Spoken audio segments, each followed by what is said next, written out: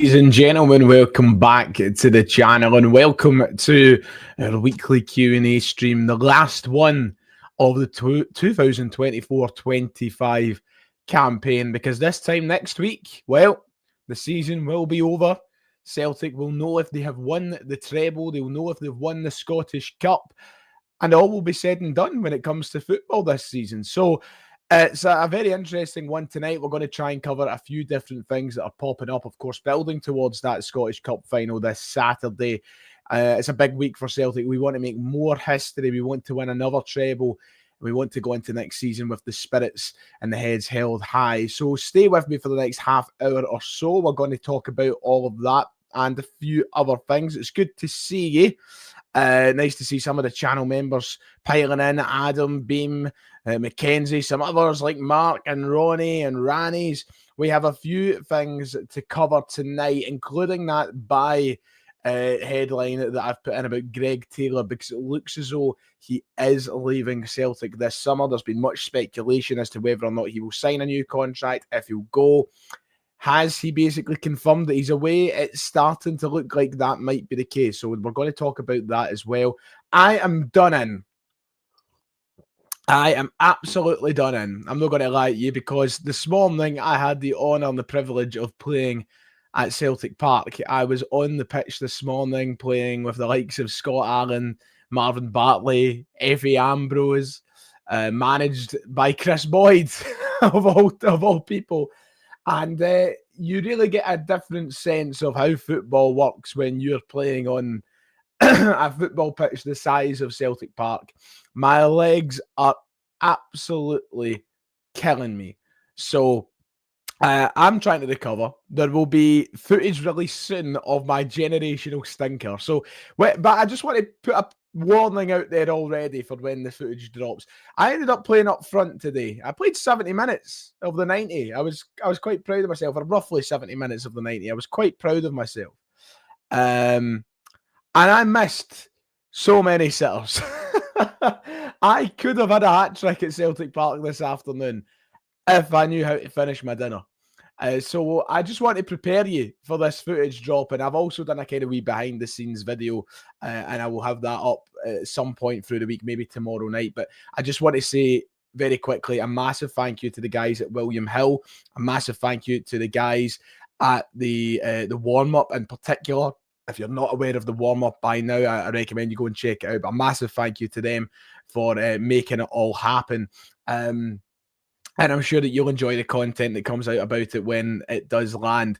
Right, I'm seeing a lot of questions and such piling in, but I'm going to get to the Q&A at the point that we usually would about halfway through this stream. So I very quickly want to start with the Greg Taylor situation, because it looks as though he has effectively announced his departure from the club, because this was the post that he put up following the game on Saturday on his Instagram, saying that he's lived it and he's loved it. And judging by the sorts of reactions that we've seen from Alistair Johnston, who has used a very suitable one for fans of Greg Taylor, I think he's off. If you scroll through the comments as well, Anthony Ralston showing his love to the guy. I think that Greg Taylor has effectively said that Saturday will be his last game for the club. And if it is his last game for the club, all I can say is he goes with my best wishes and appreciation for the service he's given us for 6 years now. He joined the club in 2019.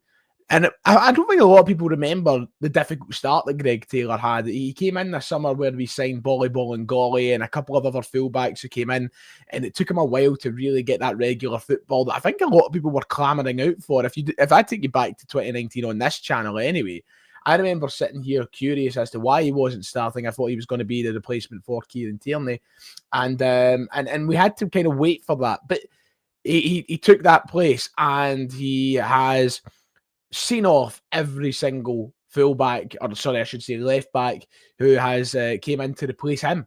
When there's been times if we question whether or not Greg Taylor is good enough or not. We've seen Alexandro Bernabé come in. We've seen Diego Laxalt come in. We've seen Alex Valley come in. We have seen so many more left backs at this club, Jeffrey Schlupp most recently, and Greg Taylor has seen them all off. So he goes with my best wishes. He's came in and he has given the club tremendous service. He's won league title after league title. In fact, he's won the league title every year he's been here, bar one. He's won Scottish Cups and League Cups coming out of his ears. He's been Champions League football for Celtic, of course, basically every year for the last 5 years. He has been a real servant to this club. So, as I said, I think Saturday will be his last game for the club in the Scottish Cup final. He'll look to go out with another trophy, unless he is swerving us all. And I know that there will be some Celtic fans who ask the big question of whether or not he is keeping us on edge here. But I don't think that he would go out of his way to post the photos and the caption that he has if he wasn't leaving the club. So I think that it's something that we pretty much can accept by now, that he will be away. So, as I said, goes with my best wishes and my appreciation. Thank you, Greg Taylor. The big question is now, how big a miss will it be for Celtic, and what happens moving forward? We all know what the situation is. Kieran Tierney will arrive at the club on the 1st of July. When his contract expires on the 30th of June. He will be a Celtic player again, and he will be our first choice left back. That's just how things go. Kieran Tierney comes in, and it's a significant upgrade on. I know we're talking about all these left backs who Greg Taylor's seen off. I don't quite think that would be the same situation with Kieran Tierney coming back to the club, but it does raise the question of what happens now with the backup to Kieran Tierney, and of course, the Kieran Tierney with his fitness and injury issues that he's suffered over these past 5 years. We need to be prepared for that, maybe to creep up on us again. I think a lot of people would have liked Greg Taylor to be that option, but I can fully understand and I can fully accept why he doesn't want to be that. He doesn't want to be the second fiddle. He doesn't want to be the second best option. He wants to be playing football, and as he enters the prime years of his career, and we all know how time flies in football. I mean, Christ, the 6 years he's been here have flew by already. He probably doesn't want to spend the majority of that, or at least in the biggest games, the Champions League and the derbies and whatnot. He doesn't want to sit on the bench for them. He wants to be playing football. So whether or not he gets a move to a team bigger than Celtic, I think that's still very much up for debate. I don't see him landing a transfer that will top the feeling of being a Celtic player, or the significance of being a Celtic player. But I think he'll get a move that he'll be quite happy with, that he'll make money on, and his family will be happy wherever he goes. So, and that's the main thing at the end of the day. Look, he owes Celtic nothing. He owes his family everything. And if he can get the money and he can play wherever every week, he's going to be looking for that transfer. I don't think, a lot of people will be asking, is it still going to be Dinamo Zagreb? I don't think that's still going to be the move for Greg Taylor. I think that he's probably going to be going somewhere closer to home. But, you never know. He could end up in America. He could end up in Saudi Arabia for all we know. I'm pretty sure there will be plenty of different avenues open for Greg Taylor. So, as I said, I respect his decision to leave the club. I think we all should. I don't think there's any. I don't think he's leaving with any sort of negativity surrounding him. And he's given all he can to this club. He's given all that he can. So best of luck to him. Sorry, I just wanted a wee sip of tea there. I don't want it to go too cold. I think the one thing that isn't going to happen is him ending up at Rangers. I can pretty much categorically confirm that Greg Taylor will not be a Rangers player next season. And I don't think we should even entertain that rumour that was doing the rounds a couple of months ago. Outside of that, in terms of other news, we know that Hampden is sold out this weekend with that near 50-50 split between Celtic and Aberdeen. We know that both clubs have been handed over 20,000 tickets. I think Celtic have a slight amount more when it comes down to hospitality packages, but the game is now sold out, and that goes across general match day tickets. That also goes across, of course, hospitality packages, which seem to make up the bulk of people getting there nowadays. And I fear for what the future might be when it comes to these cup finals. But we know that game will be sold out as Celtic look to go and win the treble. It's a massive, massive game. And in terms of other news, we've seen Mathias Wiesgaarden speaking to the Danish media about his transfer or potential transfer this summer. He has basically confirmed that he's ready to leave Brøndby. Will that be to Celtic? I'm not entirely sure yet, but he did speak to a television network in Denmark saying, I think I'm ready. I've made my mark at Brøndby and in the Superliga. I'm ready to take the next step. I don't think that's the goal for me to remain and play with Brøndby next season. I can say that without it being wrong. So it looks as though Mathias Wiesgaarden has confirmed he will finally be leaving Brøndby in this summer transfer window. I will tell you right now, we're going to hear his name linked with Celtic plenty of times between now and his eventual move. I hope that it's to Celtic.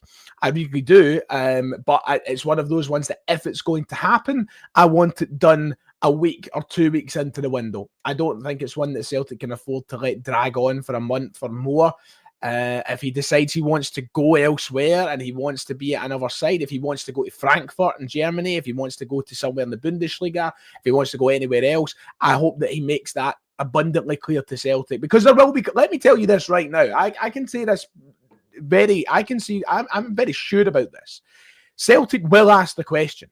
Whether we hear about it or what we hear about it, that's a different story. Celtic will ask the question. And I wouldn't be surprised if the question's already been asked. But I think in saying that, he needs to be abundantly clear to Celtic. He needs to say, I'm interested, let's talk. Or he needs to say, sorry, I'm not. And if he tries to give any sort of funny business, and if he doesn't seem all that interested, move on. Walk away from it. We've already asked about with him for the best part of 2 years now. And I don't think that's down to him. This isn't me putting that on him, because I don't think it's a Matthias Wiesgarden problem. Brøndby is his parent club. Brøndby valued him very highly. They needed him, and they didn't want to let him go. So it's not a Matthias Wiesgarden problem that we're where we are right now. But I think that if he has any kind of fanning about in a conversation, you move on, you look at your other options, and you talk about other strikers. We can't be going through an entire summer transfer window talking about Matthias Wiesgarden and the ifs, buts, or maybes about him coming to Celtic. We need certainty in our summer transfer window. We need to know what the plan is moving into next season. We need to know exactly what tools we're going to have. Can I remind you, and I think that most people will remember this, I don't think many people will need a reminder about this, but Celtic play in Champions League qualifiers next season. We are not straight into the competition. And you know me, I'm a big Adam Idah fan. You know me, I'm very happy about this Celtic squad we've got right now, but things need to change. And things need to change for that game. Players need to be in for that game.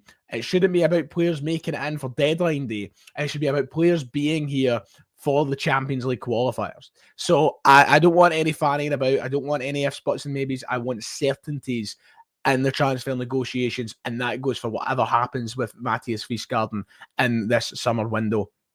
Yeah, and that's basically about it. Now, I did see a point with Paul talking about Matt O'Reilly. It looks as though he will be on the move in this transfer window. His move to Brighton has just not worked out for him. It looks as though he will be leaving. In fact, I can quote Fabrizio Romano right now. He put up a tweet earlier saying that Matt O'Reilly could be one to watch in the summer, as he's attracting interest from Serie A, the Bundesliga, and Premier League. Approaches have started eyeing an opportunity in the market to sign the talented midfielder. I think that Brighton are quite happy to let him go in some capacity this summer. A lot of people already asking the question, could he come back to Celtic? No, he's not going to be coming back to Celtic. He will be moving on from Brighton, most likely. He's been good as well. It's just fitness. And it's crazy. You know, Matt O'Reilly, who was one of the fittest players I've ever seen at Celtic, never hurt, never injured, was always playing. He's just struggled for fitness at Brighton. I think that maybe both parties are ready to kind of move on from it, and he's looking to kind of revitalise himself elsewhere. But in regards to sell-on fees, there is no guarantees right now about what that sell-on fee might be. I'm assuming it'll be the 10% that we usually see. But we don't know yet. We don't know. And it's not 9 million for Frimpong. I don't think.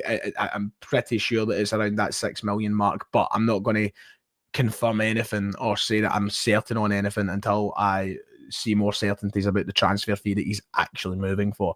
So, right, let's move on to the Q&A portion of the stream. We've covered all the news stories. Greg Taylor seems to be away. Matthias Wiesgarden is certainly leaving Brøndby this summer. We don't know who to. And Matt O'Reilly could be leaving Brighton as well.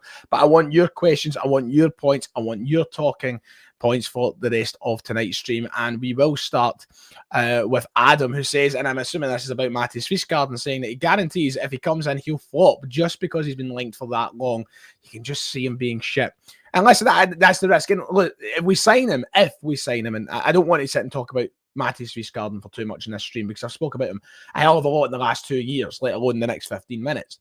The big thing that will come with Matthias Wiesgarden is the price tag problem and people not having the patience about the price tag. So even if he came in and had a season where he scored 20 goals like Adam Ida has this year, he will be put under the microscope because he will be a 10 million plus player.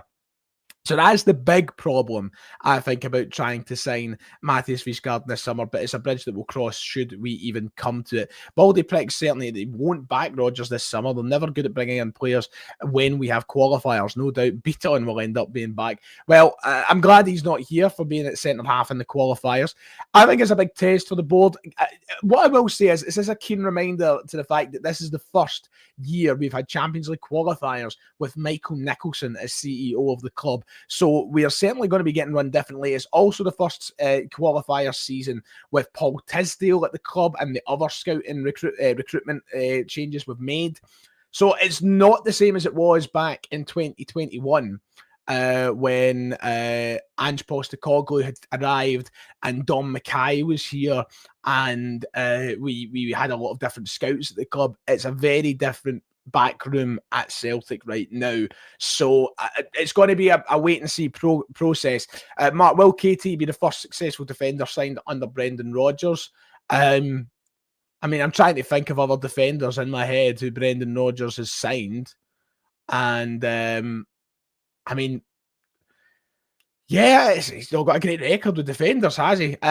Listen, I would be surprised if Kieran Tierney was not a success. I think we all know he will be. He's a level beyond this league, and there's a reason that he's at Arsenal, and Arsenal fans are gutted to see him go because he's truly unbelievable. So we're very, very lucky that we're getting him. And of course, it was Brendan Rodgers who really blossomed him into the player that he is. I know that he made his debut under Ronnie Dyer, but it's not as if we've seen that much of him under Ronnie. It was really Brendan Rodgers who made him the player that he is now.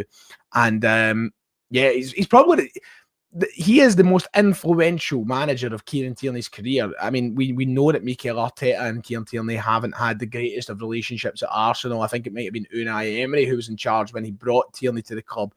But Rodgers is the most influential manager of Kieran Tierney's career. And I think that we'll see the impact of that working again when he returns to the club. But we'll wait and see what happens. Should we consider the return of Kyogo? No. And I don't think it'll be even a conversation that will realistically come up in this window. And I think it's one that we all have to get out of it. I want to reiterate the point right now.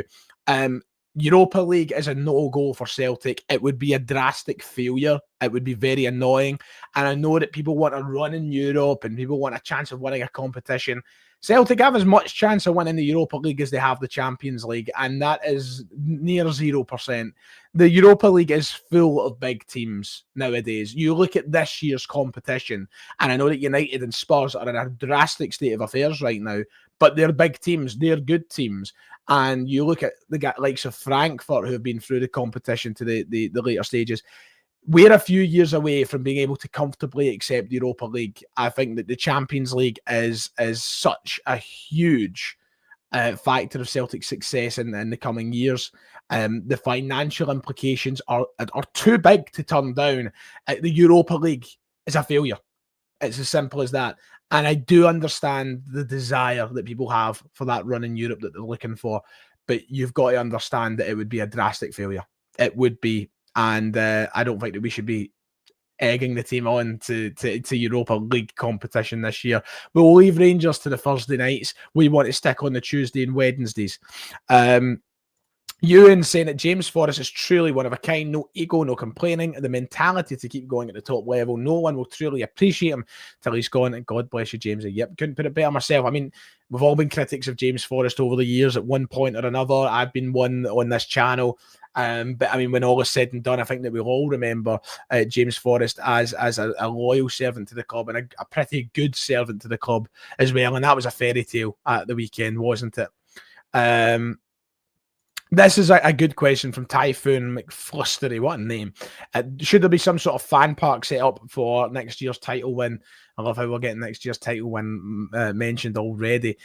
Look, I think that there is apparently going to be discussions between the council and the club following on from what seemed to be an eventful Saturday. Let's just put it like that. I personally wasn't there. I wasn't intending on being there. But I've heard mixed reviews. And what I do know is that this city and this country is the only one on earth that would do this to their football supporters and then try and put the blame onto the supporters. There is always going to be a minority of people who take things too far and ruin it for everybody. But at the end of the day, it's not Celtic supporters' fault that we are neglected to the point where we're not allowed public celebration. And I used these examples in my video the other week when you look at the likes of Newcastle, Manchester, Liverpool, London, further abroad in Europe, when cities and local governments go out their way to try and encourage their supporters to enjoy their day publicly. You don't get that here because it's such a criminalized sport. And that needs to change, and they need to set up something. They need to set up something to make sure that Celtic supporters or Rangers supporters, whenever the time comes, have somewhere that is safe to celebrate together. It's as simple as that. And the fact that we're not there yet, I think, is just absolutely ludicrous, to be quite honest.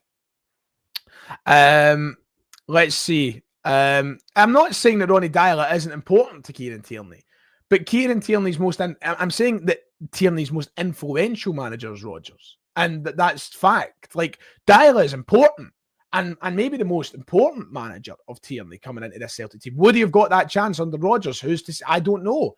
But he certainly had the talent. I'm assuming the time would have came. We see him for a reason playing at Arsenal and Scotland 40, 50 times, whatever he's up to now in appearances. But in terms of influence, Brendan Rodgers has nurtured him into the player that he is. Would he have become the player he is under Ronnie Deila? I'm not as certain about that. So, yeah, he's important, Ronnie Deila, but I'm talking about influence is what I'm talking about. Let's see. We can Nice, Crystal Palace, Freiburg, Celta Vigo, all quite weak teams. These aren't weak teams. How are these weak teams? Freiburg have been fantastic this season in Germany. Crystal Palace are brilliant. May I remind you, the manager of Crystal Palace is the same manager who won the Europa League a couple of years ago. And he is a brilliant manager with a brilliant squad. Nice have been on a kind of up and down trajectory for the past few years. Celta Vigo are one of the biggest clubs in Spain. These aren't weak teams. No, not weak teams at all. And it all depends on how nice the draw is for you. But if Celtic came up against Freiburg in the last 16 of the Europa League, I wouldn't be going into it thinking, oh, we should beat them. I'd be expecting a tough game. And this is the same mentality that is let down Celtic fans far too many times, because we look at sides like Copenhagen and go, ha, we're going to win. And then we don't, because they're good teams. The Europa League isn't easy. It's tough. It's very, very tough. This is something I didn't even get to talk about on the channel this past weekend. I think that we are in a bit of a situation that needs fixed between the club and its supporters at the minute. And this stretches across different things. I don't know if anybody's seen Seltzer's statement about the fan media situation with the club at the minute, which desperately needs addressed and rectified. But the TiVo stuff, the disconnect that they're trying to wedge between supporters and the club is mad.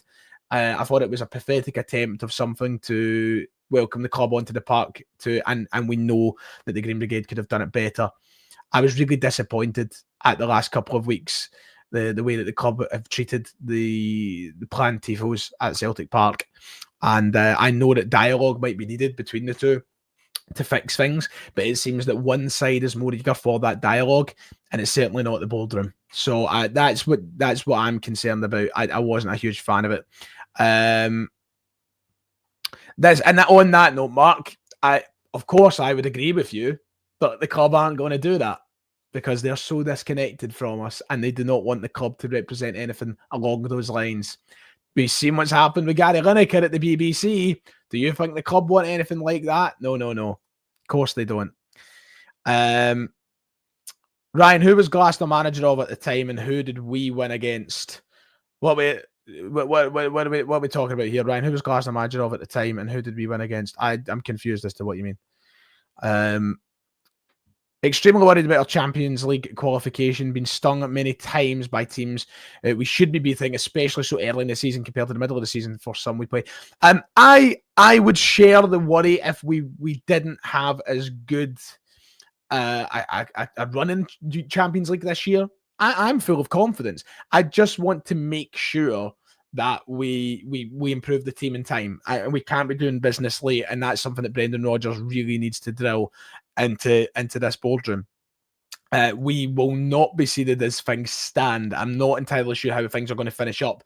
But if you remember my video the other day, I spoke about the fact that we needed Rijeka to win the Croatian league to really help us out. They didn't win the league. They lost against Hajduk Split, which means that we're in a bit of a pickle right now. But we'll see. This time next week, we'll have a very clear picture as to everything that happens. And as Mark says, we specialise in slipping to these so-called smaller teams. Let's see, Adam, what were you saying? Congrats on your Parker's debut. My mate was playing today because he works for JD. Did you score? I didn't score. No, I should have, as I said, but I didn't. Also, that is interesting. I wonder if I came across your mate. I hope he had fun. I certainly did. Thank you, Adam. I do appreciate it. See, this is, I wouldn't get to, Don Mackay, I don't think was solely responsible for what that team, that window that we had. That first window under Ange and Don Mackay, we brought in Kyogo, we brought in Carl Starfelt, a couple of loan players like Vickers and Jota. It was a really strong window. I think a lot more of it was down to Ange, though. Like, Kyogo wasn't a Don Mackay signing.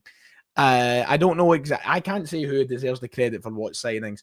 And listen, we went into the January, and this isn't, I'm not trying to bootleg for anybody here, but, you know, you're saying that Lawwell and Nicholson ruined it. I think that there's a very strong case for that. But Don Mackay wasn't there in January when we signed Daisen Maeda, Rio Hatate, and Matt O'Reilly. So, you know, there's a lot more to it. There's a lot more to it. Sometimes you hit, sometimes you miss. And I think that we all just need to wait and see. We're very early days when it comes to trying to predict how much business Celtic will get done by that game. Just out of interest, if I go and Google Champions League dates 2025-26, our qualifiers should be set to start on the, if you give me a moment, we should be playing on the next. It's quite deep. Put it this way: if we don't have, and this is where I want to try and usher in some calm to the support, especially the ones who do have a lot of sort of worry about the situation right now. I don't know who got it. I brought it up. I brought it, Glasner. I said it like 5 minutes ago that Glasner won the fucking Europa League with Frankfurt a couple of years ago. For goodness sake. Playoff round of the Champions League qualifiers, which we go into, it is set to begin on the 19th of August, which is quite deep into the window. The second leg is set to kick off on the 26th/27th of August, which is a week before the window slams shut.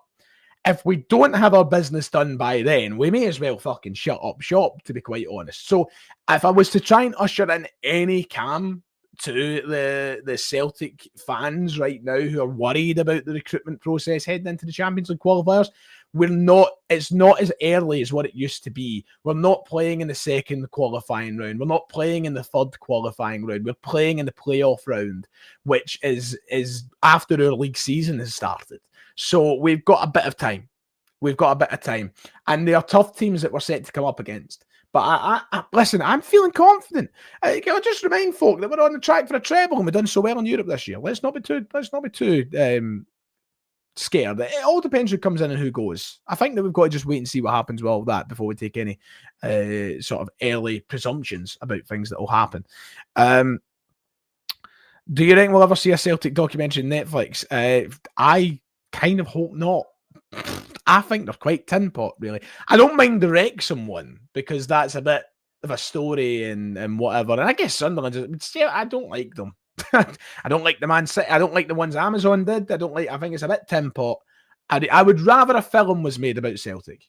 I would rather that somebody done the project of doing a film about Celtic and its history rather than a daft documentary where you see. I mean, everybody will go, oh, but the one that the club done was great. It was. And I don't mind the kind of in-house club ones, but I don't like these fucking dramatized Netflix ones that are keeping their way into every sport at the minute. I'm old school, mate. I'm old school. I'm anti-woke. I'm fucking joking, by the way. Like, listen. On that note, should we look at Iwata? Iwata will not be coming back to Celtic. I don't think Celtic would even stand a chance of getting him back if they wanted them. But I do agree, he's been very, very good this season. Should we send Kenny out on loan? Yes, I think we should. I think we should as well. As somebody, I made it very, very clear on the podcast and on the channel the last couple of weeks. I think that we should loan him out to a Scottish Premiership side. And Taylor is away. Right. Thank you, ladies and gents, for tuning in this evening. It's been an absolute pleasure spending my time with you. We'll be back on the channel tomorrow with the regular main video content. We are now 500 subscribers away from 50,000. Now, I don't think we'll hit it by the Scottish Cup final. I would love to. I would love to have it done by the end of the season. I don't think we will. I think we'll maybe need to wait an extra week or so. But I would ask you all, if you haven't already, to please go down below, hit that subscribe button if you haven't already. And if you've got any Celtic supporting mates, Christ, if you've got any Dunfermline supporting mates, ask them to go and hit that subscribe button because it would be much appreciated. Thank you for joining me tonight. I'll be back tomorrow. Until then, take care of yourself. God bless. See you next time.